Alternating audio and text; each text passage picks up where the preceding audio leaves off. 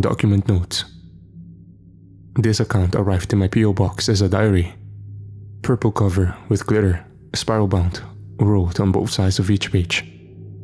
It seems like it must have lain face down in water for some time, as a majority of the pages leading up to the relevant passages are almost completely illegible.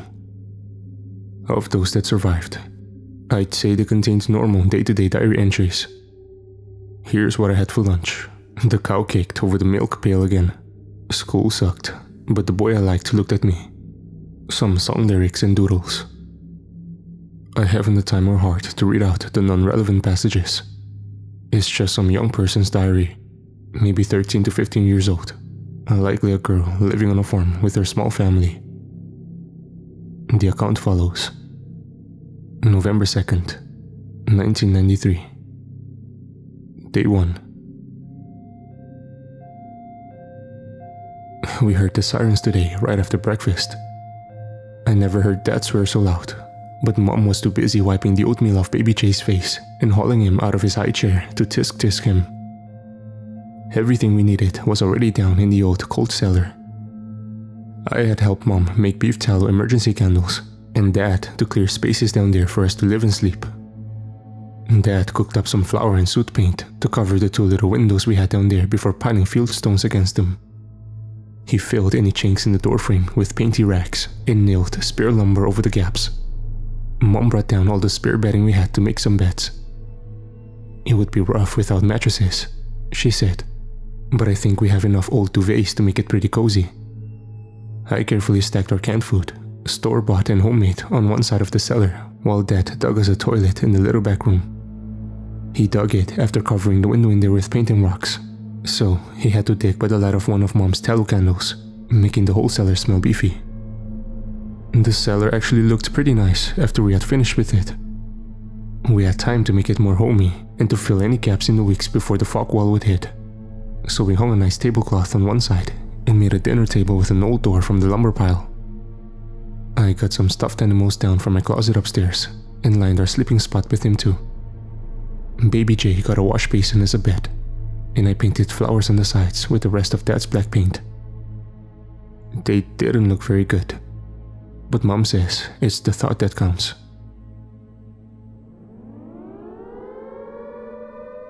So the hurricane siren went off, and Dad swore, and Mom got Baby Jay up out of his high chair to get him downstairs. I asked Mom if I could get my diary. Had to ask her twice actually, with how fuzzy Baby Jay had gotten. Anyway, she said yeah, but hurry up for God's sakes. Dad had snapped on the radio and tuned it to 95.5 FM to see what was going on. I paused a little when he did, but Mom shooed me up the stairs to grab you, diary, before I could hear more than a few excited sounding words. I checked my window after grabbing you, and I could see the fog wall from where I was on the 2nd floor. It didn't really look special, except that it stretched from one side of the horizon to the other in one gray smudgy line, like looking at a far-off rainstorm. I saw Dad from the window too. He was jogging to the barn to fill the animals' troughs with as much food as water as we had, and to turn on their nightlight. He spent a lot of time last week cleaning some old car batteries and hooking them up to a light bulb so the animals wouldn't go crazy in the dark. I'm really glad he did.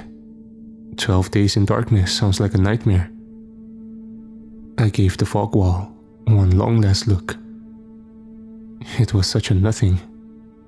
Before all the stores closed, I heard some customers and salesfolk talking big about how it was some big overblown hoax and that they would stay upside when or if it came. Looking at the wall, I shivered a bit. I hope those people changed their minds.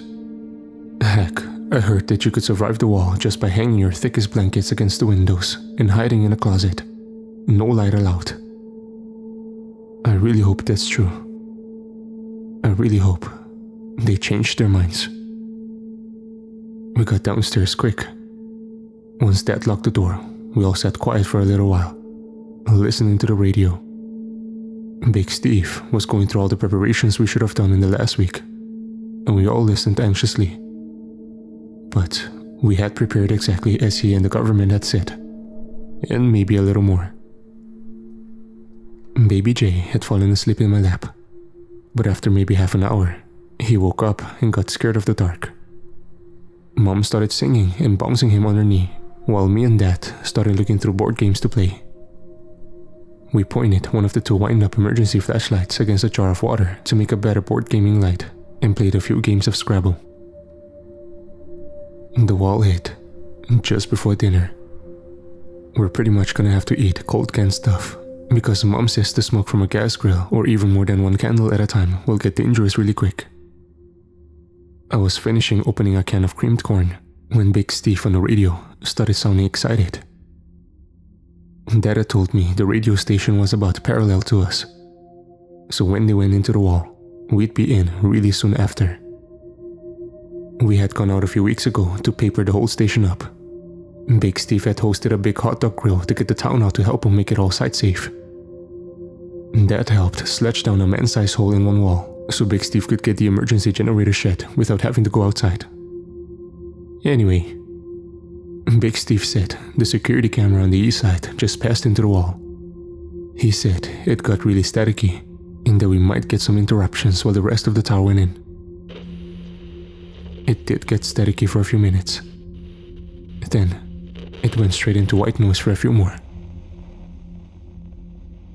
But that's when we heard the fog wall rolling at and over us. Me and Baby J sat on the bedding, while Mom and Dad waited tensely with our stash of cardboard and tape. We turned out all the lights, and I assumed they were looking around everywhere while the wall rolled over us to see if any last-minute light was coming in. Soon, we heard this low sucking sound from upside, getting closer and closer, until it was right over us. It was pretty scary at first, almost like a few years ago when we had a tornado nearly pass over us and we had to spend the night down here. It got really quiet after that. Then, the DJ came back on the radio, a little more staticky, but not too bad. He was broadcasting to the whole town, he said. The town in the fog vortex, and we were all a big family now. And there's a tune to keep us cheerful while we braved this funny little weather phenomenon. He sounded really happy. He sounded like how you do just before you get on stage. Nervous, but you don't want people to know that you're freaking out.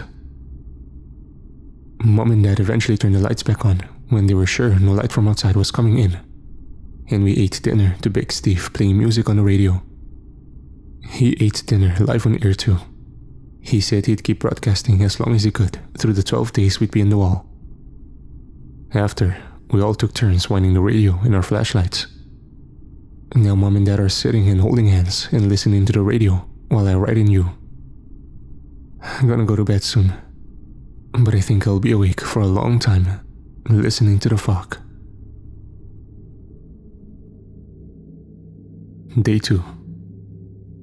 Mom brought an alarm clock down so we wouldn't lose track of time. She set it to ring at 8 a.m. every day, and we're keeping count by making lines on a support beam with a piece of chalk. Me and her thought it was a little funny when we set it up, like we're all doing time in jail. The toilet smells like how I bet a jail toilet smells. It's already making it pretty gross down here. But Dad had made some extra ventilation ahead of time, so he says it shouldn't get too bad. Or at least, it won't get dangerous. Did you know a smelly toilet could kill you? Like how too many candles or a gas leak can kill you, I guess. I kept my head leaning towards one of the ventilation tubes while I used the can. And I think I got a breath of air from above. But I'm not sure. I didn't want to breathe too deeply. The government said the air wasn't what was so dangerous about the fog wall. It was just normal air. Other than that, today was pretty boring. We sat around the light and read or played board games. We nap when we feel like it and listen to the radio. The music is nice. Big Steve is as cheerful as ever. Baby J isn't allowed on the dirt floor, but we let him play around on the bed. I'm glad he likes all of my stuffed animals. Mom and Dad opened a bottle of wine and let me have a little. I think it made my head feel light, but I don't like the taste. Too bitter. They cheered up a little though, so the evening was more fun, and they actually got to laughing while we played Trivial Pursuit. I thought about the cows and chickens in the barn. I hoped their light was still on. Day 2.5. I'm creeped out. It's night, I guess. At least, it's a few hours after we all decided to go to bed. But I'm the only one awake. I had to get up to use the toilet. It's cold tonight though, and my stomach was hurting a bit, so I took the radio into the bathroom and turned it on really low while I sat on the toilet. It's just a bucket with the bottom cut out and some planks across it, set across the whole dead duck. We have another bucket of spare dirt beside us to scoop into the toilet when we're done to keep the smell down. I had the radio on super low and pressed to one ear while I sat. Some music was on for a while. But soon, Big Steve comes back on air. But he's sounding a little different. Quieter. Not like I have the volume down quieter, but like he's almost whispering into the microphone quieter. He says, "Welcome back. Welcome back, ladies and gents. Welcome back to the town in the fog wall. We got a new one here for you tonight. I got to take a trip down to the little boy's room. Thank God for septic tanks. Can I get an amen? And I took a peek at our security cameras while I did, as I'm one to do. Now, there isn't much to look at out there in the fog wall most of the time. Y'all ain't missing much. It's fog. But I'll be damned if I didn't catch a little bit of movement out there in the west parking lot. We got a little LED light hooked up out there. Not much of a power draw, and it's good to have a light on in the night, in case any raccoons feel like ransacking the place. But tonight, I did not see a raccoon. I saw..." Big Steve trailed off there for a sec. "Well, family, I don't quite know what I saw. He was big, but not like an elephant big. Like it wasn't solid or thick. It kinda looked like a hairball flew across the camera lens, truth be told. And that might have very well been what it was. All fuzzy and out of focus, looking to be carried on a breeze from out yonder." He paused again. "I wish Sunday Sue decided to stay up here so I could get a second opinion. But she drove out on Monday to keep an eye on her family. Sunday Sue, if you're out there, I hope you're doing fine and well. I'm good up here, but an old man does miss his co-host." He chuckled. "Okay, folks. Sorry to creep you in the middle of the night. As penitence, I'll drag out some carpenters to keep us in the long hours, and I'll get back to some good old-fashioned shut-eye." Guitar music started playing. I stayed on the toilet until my butt hurt. But it seemed like Big Steve really did go to bed, so I went back to bed too. But I kept the radio on close to my ear as I lay here, trying to listen above me for sounds in the fog. And I wrote in this diary. Day 4. I was still feeling a little sick yesterday, so I mostly stay on the bed and read some books. Mom and Dad thought the wine might have upset my stomach. I think the toilet smell is getting to me. It smells so gross that I try to eat and drink less so I don't have to use it. Dad had hung air fresheners after digging the toilet hole, but they don't do much unless you hold them against your nose. I'm breathing through my mouth mostly now, and luckily I have a ventilation pipe near my side of the bed. I think I can smell fresh air through it. Cool and a little damp. I felt better today, so Mom sat me down with my math textbook and we worked on some problems. She's really good at trig, but I can't stand it. I can get it when it's being explained to me. Everything she says makes sense when she goes through all the steps. But once she hands me a new equation and asks me to solve it, it all flies away. She wants me to go to university, but I don't even know what I want to study. I like English, but she says if I want to get an English major, I might as well get into trades and be a plumber or something instead. If I was a plumber, maybe I could figure out a better toilet. Day 4.5. Can't sleep. Sounds above us. We started hearing it as we were getting ready for bed. Me and Mom were shaking out the bed linens when Dad shushed us. He was standing near the door with his head cocked upwards. He looked whiter than the sheets. We stopped and listened too. First, there was nothing. Every once in a while for the past 4 days, we'd hear the familiar sound of cows lowing from the barn. They had gone quiet too, like they were listening with us. Then I heard it.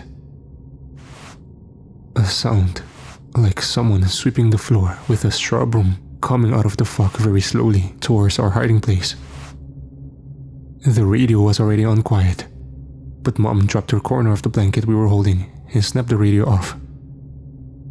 We let absolute silence fill the pantry as whatever it was passed over us. When it groaned, I almost screamed out loud. I actually clapped both hands over my mouth. Mom and Dad didn't so much as look at me. Baby J kept sleeping, thank God. The groan warbled on above us, louder and louder, but still not much above a whisper following the side of the house. Eventually, it peaked right above us. Mom threw a hand out to me and I gripped it silently. I can't remember the last time I held her hand. Baby J, though, shifted in his wash basin bed and started fussing. Mom let me go immediately to pick him up and started rocking him gently, sparing a few terrified glances up as she did. I think I heard the barest pause in the strange sweeping footsteps above us, but the groan remained unbroken. It was finally moving away. Baby J had fallen back to sleep. We all stood like that for minutes after, all staring at the ceiling. After we were certain it was gone, we shared a silent group hug. And then, we all went to bed and all lay in the quiet with the radio turned off. They came back though, or more moved through. Mom and Dad and Baby J are asleep again, and I'm up listening to what sounds like a whole herd of brooms walking along above us, every once in a while letting out one of those terrible drawn-out moans. It's so quiet, but it's there. I try to hold it, but eventually I had to get up and pee. I took the radio and turned it on so quiet that for a few moments I thought it was still muted. I sat on the can and listened. Then, Big Steve came on, whispering, and I realized he must have been listening too. "There goes another one," he breathed, just above the faint static. "Folks, I think we're in a herd of these things. Now hold on 1 second." There was the sound of a chair shifting. Then, Big Steve's voice came from further away in a stage whisper. "God, if that isn't the spookiest thing I've ever seen." After a long pause, the sound of him sitting down. "Sorry folks, the cameras are on outside of my booth, and I gotta really stretch my mic cord to be able to see him, and that's still from 10 feet away. Kinda wish I hadn't gotten up to take a closer look, because they are capital C creepy." The sound of him sipping water, clearing his throat. Another pause, and he comes back even quieter. "They just drift really. Their feet barely touch the ground. They must be so light. National TV says they do something to the security tapes. And sure enough, after seeing that first one the other night, I checked the tape, and it was all messed up. Static, blue screen, flickers, the whole shebang. Like I had run it through the wash with my biggest electromagnets. But the live feed still comes in pretty good. For now at least." I think I sat on the toilet for another half hour, barely noticing the stink, and just listening to Big Steve describe the things moving around above us. They shifted and groaned as he thought out loud about where the fog wall came from and what the strange creatures moving within it were. I had seen plenty of TV show hosts and experts talk about this. Some people said aliens. More said they were people who got changed when they looked into the fog.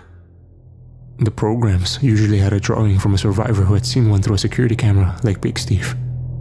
It always looked like a tangled mat of yarn, usually with a big question mark pasted over it by the TV station. They said the things didn't even try to break in or anything, but I knew Dad had brought down his shotgun and kept it tucked under the pile of quilts we used as a mattress on his side. When I finally got up and finished my business, my legs were all pins and needles.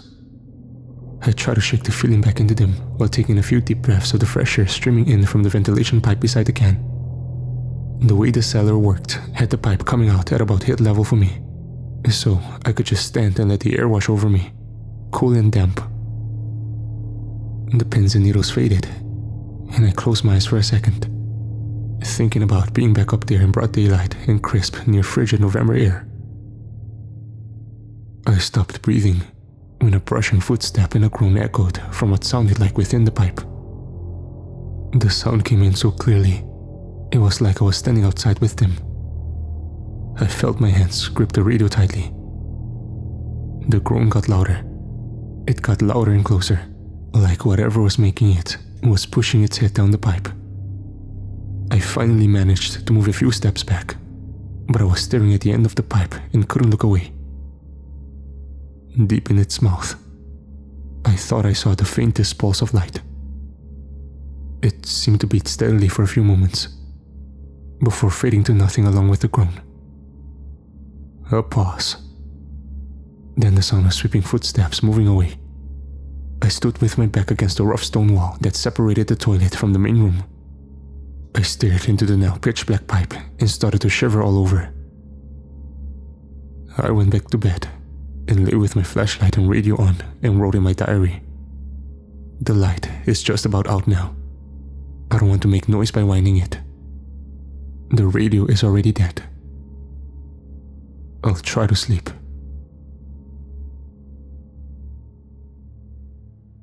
Day 5. Mom and Dad heard Big Steve talking about the things in the fog today. He repeated his story about them sweeping in during the night again and again, and they seemed to get more and more upset every time he did. Big Steve, though, he sounded more and more, I don't know, comfortable every time he told the story. I've decided not to tell Mom and Dad about what I thought I saw last night. I think I was just really creeped out by the sounds in the radio. There's no light inside the pipe today. I checked, and we haven't heard anything move above since last night. The cows are even back to mooing every so often. I hope they're still doing well. They sound pretty fine to me. More board games, more napping, more studying. We're doing biology today and learning about photosynthesis. I thought I had a pretty good idea of how it worked, but it turns out there's a whole dark reaction part of it that even Mom has to take time to read to herself to understand. She was a geologist before having me and marrying Dad though, so at least she can understand a lot of the chemistry stuff. It's weird. I didn't know much about what Mom was doing before she had me. She never really talked about it before, but during a homework break, she told me a few stories about her field work in the Yukon before she married Dad. It's kinda nice. Maybe after all this, we'll be a little closer. Day 6. Halfway done. It's been so boring. No lights from the pipe today. Didn't hear anything last night. Still smells here. Dad joked that once we're out of here, we're gonna burn all the clothes and linens out back because the smell had gotten into them so much. We're getting really restless, so we played charades all afternoon to try to tire us out, and Mom made a special dessert for after dinner. It was just a cherry pie filling with crushed graham crackers on top. But it was really good anyway.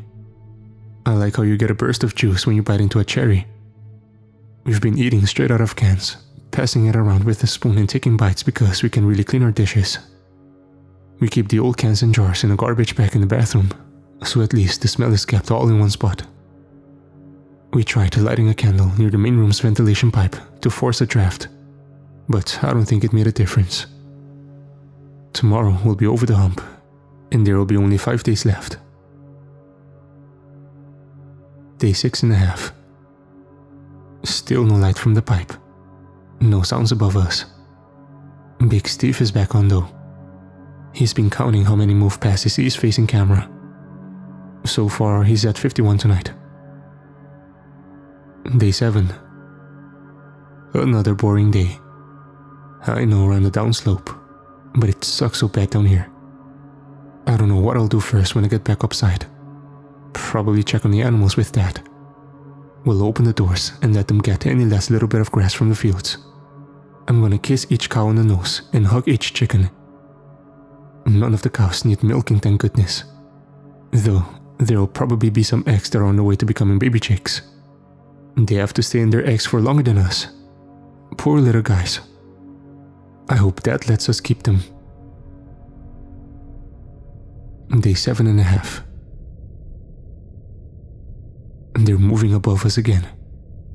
It's very late. I don't know how Mom and Dad can stay asleep through the moans and footsteps. Stupid that I have to keep getting up to pee. I'm trying to stay under the covers for as long as I can. But I gotta go. Be back. Taking the radio. There's light inside the pipe again. I was doing my usual thing and went to get my breath of fresh air when I saw it. I covered it up with my sweater straight away.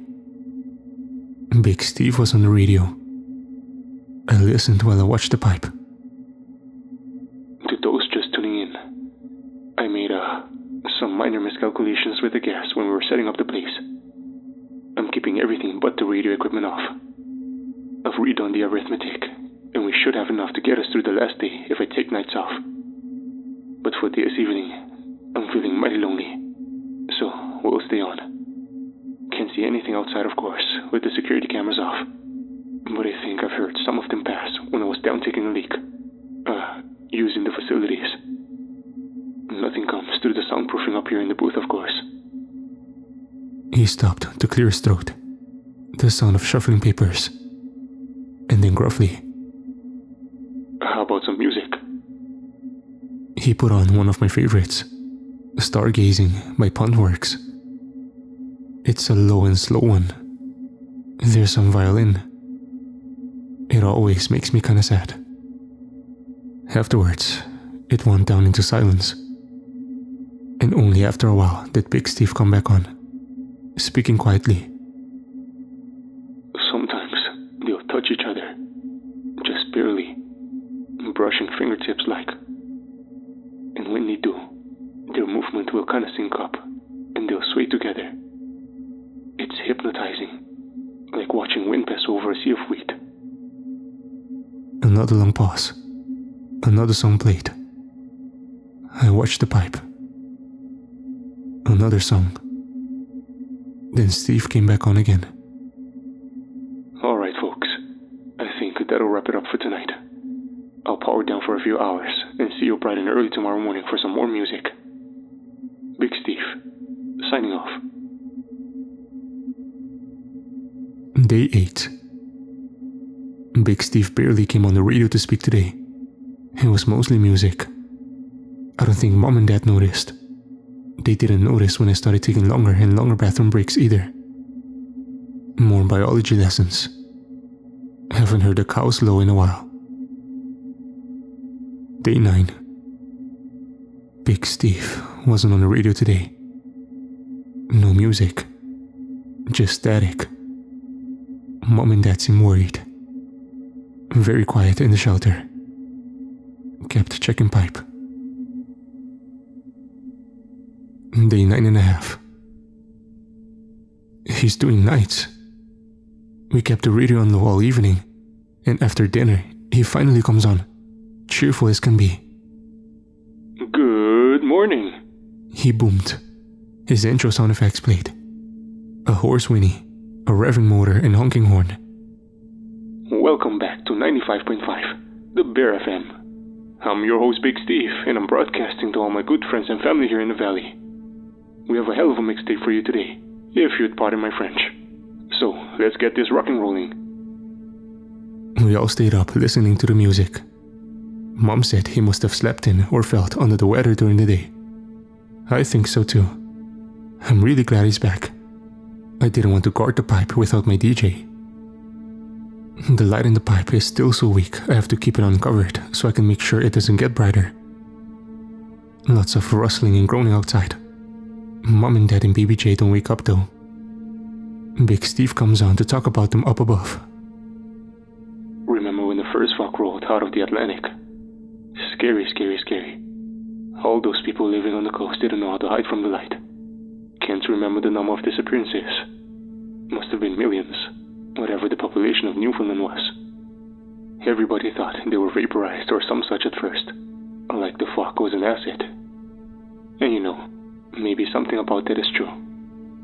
But I think we nailed it second try when we started thinking that those things walking around out there were all those missing people. Pause. I leaned in closer to the light. I breathed in the air from above. I'm glad they're out there together. Disappearing all alone is one thing. Disappearing while holding the hand of your wife or kid is another. We should all be so lucky. No more radio for that night. No music either. The light pulsed in the pipe. After a long time standing and staring at it, I noticed that the concrete the tube was set in looked like it was flaking off in places. I poked at it, and a large piece fell away, showing the hasty gravel and rock wall that had balanced the pipe in before slapping it with a concrete slurry. I remembered it had rained the day he installed the ventilation. I started picking at it, throwing the spare pieces in the toilet as I went. I had dug a fair bit into the wall when I heard one of my parents shift around in bed in the other room. I stood still and waited for it to come again. It did, so I decided to get out of there. The hole I had made was on the far side of the pipe and more or less invisible to anyone coming in and using the toilet. I threw the last piece into the toilet and tossed in some of the dirt from the bucket after it. I went to bed. Day 10 and a half. Mom and Dad stayed up late again to listen to the radio. Big Steve didn't come on. The music snapped on sometime after dinner, already in the middle of a song. Mom and Dad exchanged a look, but they kept listening for hours. Had to wait a long time to go guard the tube. This time, I took a table knife. We weren't using them at all to eat out of our cans, so I knew it wouldn't be missed. I started back to work on the hole in the wall. Before long, one last piece of concrete on the other side of the hit-height hole fell away, and a shaft of orange light flowed into the bathroom. I dropped the knife to the ground and pressed my face against the hole. I let the fresh air wash over me. Outside was totally silent, draped in the fog that obscured the side of the fence around our property only a few dozen meters away. I sat there and bathed in the night air and glow from the fog. After a while, the music that was playing quietly over the radio switched off, and I could hear the sound of Big Steve breathing on the other end. It was like we both sat there in silence, looking out into the night, waiting. We didn't have to wait for too long. A faint brushing sound soon rose out of the fog. I held my breath and pressed my other eye to the hole to try to see around the corner of the house. Big Steve also seemed to hold his breath. After an indeterminable moment, one of the walkers in the fog drifted around the corner, and I saw it in full view. Just beautiful. Big Steve breathed. I sighed in agreement. It was taller than a man, but walked almost like one. It had 2 legs and 2 arms anyway. Freight things that drifted up and away from what I supposed were shoulders. Equally loose tangles of what Steve had described as yarn, and 2 legs that barely brushed along the ground to move it along. It had a head, again looking like a loose handful of hair pulled off a brush, and a chest that all of that attached to. It looked like something familiar, but I couldn't quite place it. Its core glowed with the same orange light of the fog, only a little brighter. It seemed to swim along the side of our house, with one hand, whispering across the siding. When it came close, I realized what it looked like. I had been paging through my biology textbook a few days ago and ended up on a 2-page spread showing the human cardiovascular system. Fluffy clouds of veins and thicker highways of major arteries jammed into a humanoid silhouette. That's what these things looked like, only if they had spread out a lot to drift more freely in the fog. It was beautiful. I felt pressure rise up in my chest as it drew closer along the house. It dropped out of sight momentarily as it approached the 90-degree angle where the house met the cellar door, its low wall, and my little hole. It reappeared only a foot away from my face, floating serenely on the tip of its feet. I didn't realize I had been holding my breath until I let it out in one gust. I saw it move the strange dark capillaries of its nearest leg, and the creature stopped slowly and turned to face the gap. I instinctively drew back a little. Something I could call a hand meandered down from somewhere above unseen, tiny thread-like tips questing along the sides of the hole. I watched it. I felt like I was floating. I heard Big Steve murmur, "They're us. Just more connected to the world. Maybe they're connected to another one too. Another world in the fog." A thread of orange capillary brushed one of my cheeks like a spider web. A comforting warmth grew from that spot and radiated out into my body.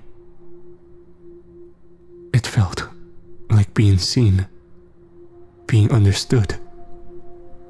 I heard Big Steve's voice now, not from the radio, but from what seemed to be just over my shoulder. Yesterday, I took the sledgehammer from downstairs and opened up the side of the studio wall with it. They're all lined up in the parking lot and swaying like seaweed in the tide. I'm not sure how long I stood there in the light. By the time I came back, the creature was gone, and I felt very, very tired.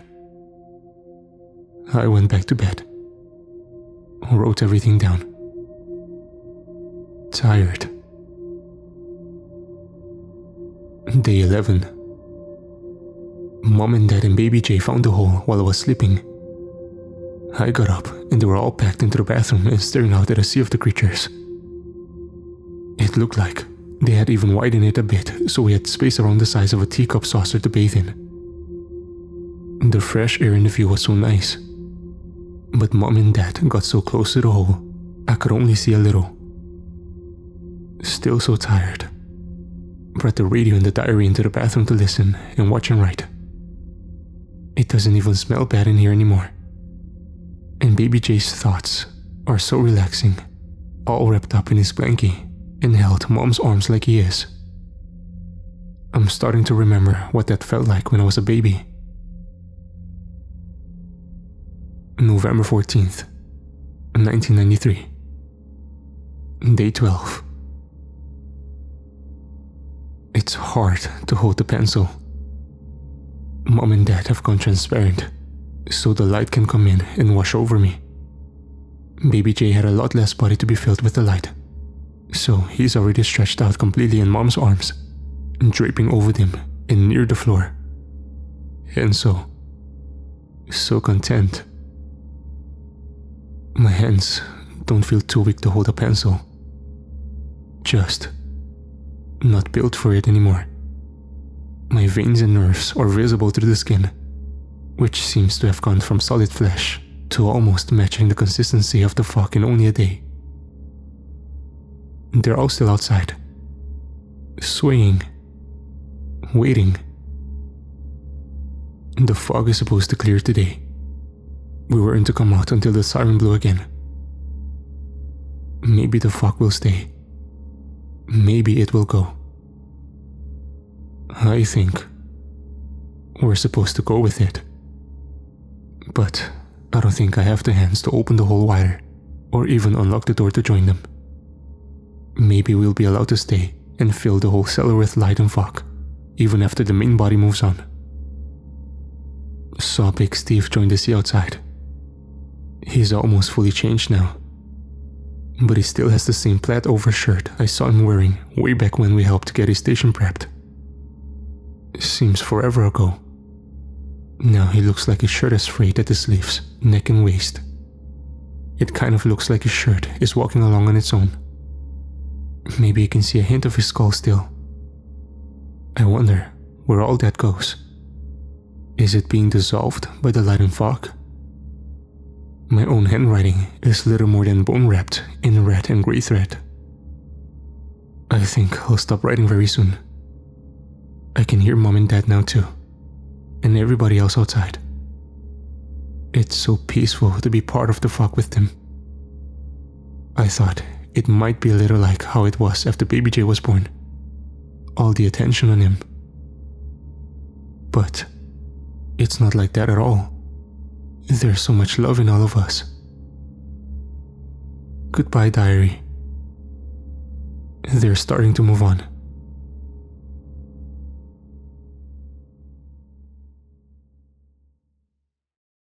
Parting notes. I don't know about you all, but I certainly don't remember a fog bank rolling out of the ocean and disappearing people across North America in 1993. I, along with the internet, have also never heard of a band called Puntworks, and a song of theirs called Stargazing. I would have written this entire diary off as a piece of fiction if it weren't for an unusual phenomenon I witnessed when first unboxing it. The entire diary glows, faintly, with orange light.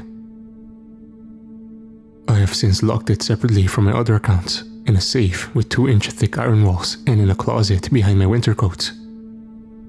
I have not noticed any adverse effects since being exposed to the diary, but it will wait in that safe until I can locate a specialist to analyze it further.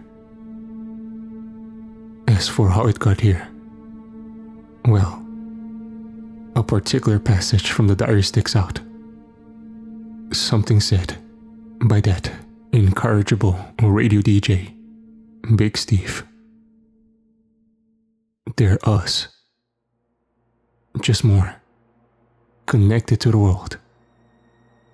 Maybe they're connected to another one too. Another world. In the fog.